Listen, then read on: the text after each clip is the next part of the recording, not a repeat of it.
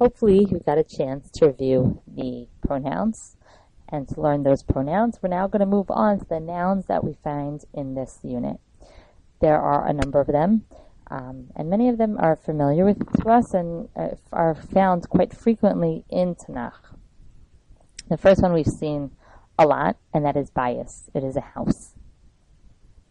Mitzrayim is Yitzias Mitzrayim. It is Egypt.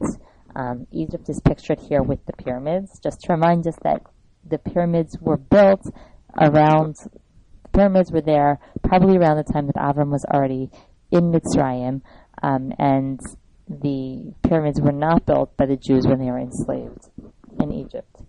That would not be the buildings that were built, because they were built earlier than that time period. Ra'av is a famine, and so we're going to be hearing about a Ra'av, a famine that happens in Avram's bias, in Avram's house, that makes him go down to Mitzrayim. He has to go to Mitzrayim. To. Zos, or Zot, in modern Hebrew, is pointing. It's this. We said last week that Zeh is how you would refer to this would attach to a male word, to a masculine word. Zot is when you refer to a feminine word, Ha'isha hazot, this woman, etc. Ka'asher, if you notice, there is a kaf in front of the word. The kaf means when. It also means like in front of a word. So kishe would be when, ki is like, ka'asher, when. Okay, here are some words from the pronouns. He is she, osa is her. We have a little dot in the hay.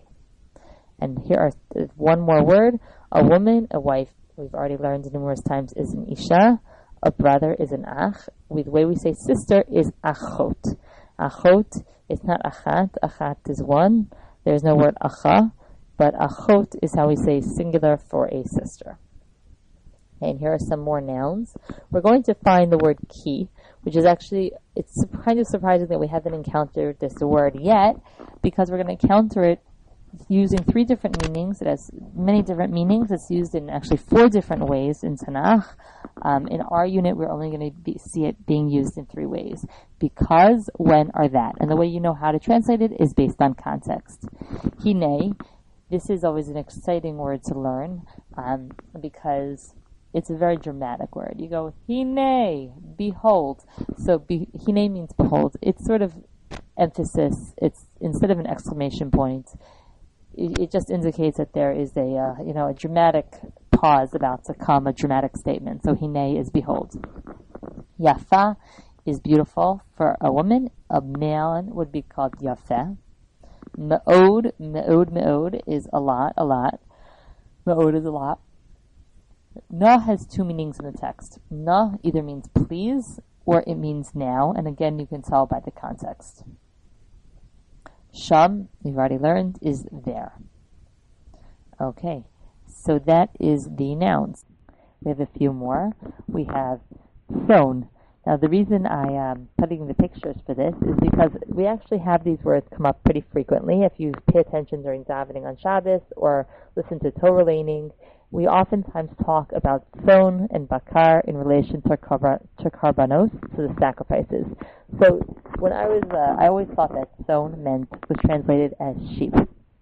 Then I was teaching Parshas Vayetze, where there's a story about Yaakov Avinu and his interactions with Lavan, and I found out that thon actually is a collective word for sheep and goats. So I just translated it as small livestock, but it means sheep and goats.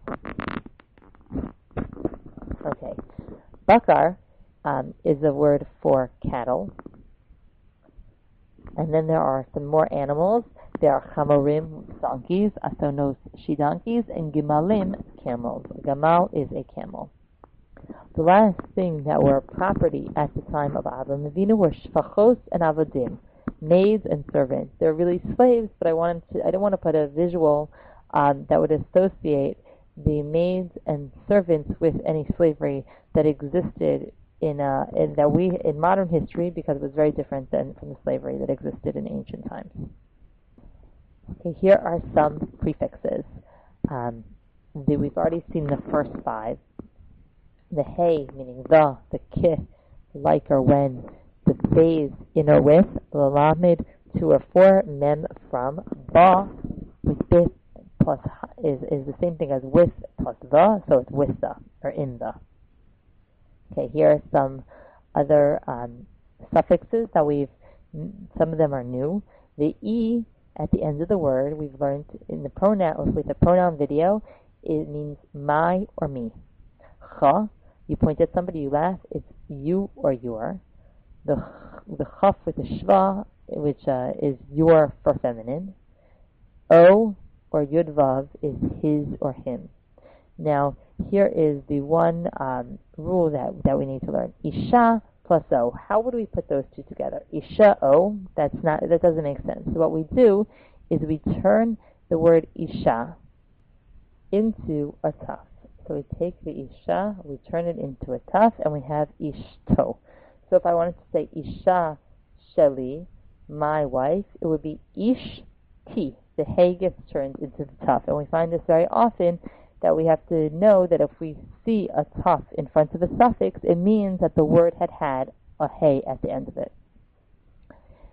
We move over here to the kamas with the dot in the hey. That means her, whereas kamas hey without the dot means two.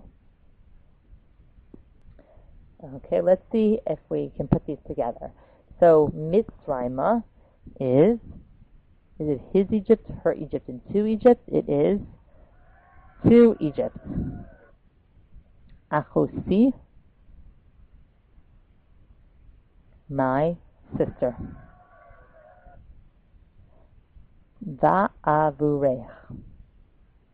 L'cha, I'm laughing at you. Nafshi, my soul. The E is me, or my. Ba'avura, you notice there is a dot in the hey. It is because of her. And there we have it.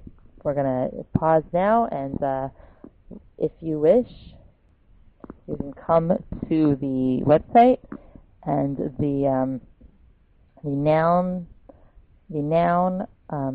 flashcards are available for review. So this would be a great resource to remember, to learn all of the words in this unit, to review them and get quizzed on them. Okay, very good. We'll see you next video for the verbs.